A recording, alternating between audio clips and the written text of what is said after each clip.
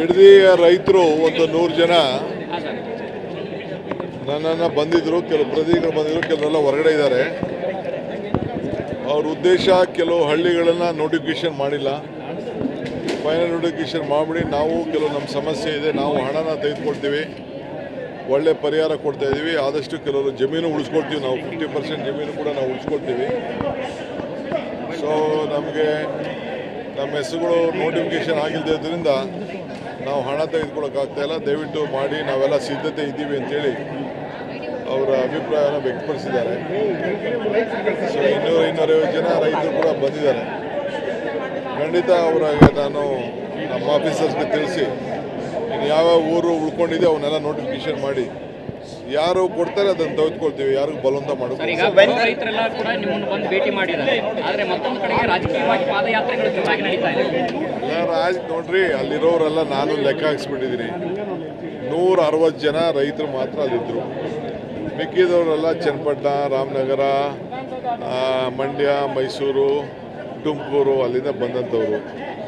ನಾನು ರಾಜಕೀಯಕ್ಕೆ ಪಾಪ ಅವ್ರು ಮಾಡೋರು ಬೇಡ ಅನ್ನೋಕ್ಕಾಗ್ತದ? ಪ್ರಜಾಪ್ರಭುತ್ವ ವ್ಯವಸ್ಥೆಯಲ್ಲಿ ಹೋರಾಟ ಮಾಡಲಿ.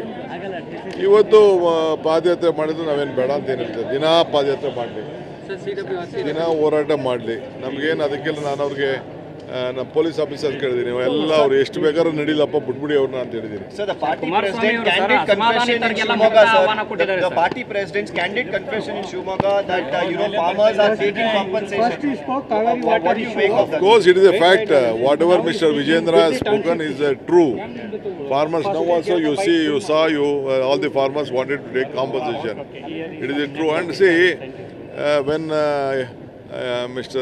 when BJP government was there, when 11,000 acres, 10,000 acres, 1,000 acres farmers took, BJP gave them money. Why did not Kumaraswamy shout at them? Why did not other people create problem? ಈಗ ಇದು 9,000 ಚಿಲ್ಲರೆ ಎಕರೆ ಇತ್ತು, 1,000 ಎಕರೆ ಅಷ್ಟು ಕಾಲೇ ಜಗದೀಶ್ ಶೆಟ್ಟರ್ ಇದ್ದರು, BJP ಗೌರ್ಮೆಂಟ್ ಇತ್ತು, ಆಗ ದುಡ್ಡಂತೂ ಕೊಟ್ಟಿದ್ದಾರೆ. ರೈತರು ತೊಗೊಂಡ್ರಲ್ಲ, ಆಗ ಯಾಕೆ ಇದನ್ನು ನಿಲ್ಲಿಸು ಅಂತ ಹೇಳಿಲ್ಲ, ಇವರೇ ನಿಂತ್ಕೊಂಡು ದುಡ್ಡು ಕೊಡಿಸಿದ್ರಲ್ಲ ಅವ್ರಿಗೆಲ್ಲ.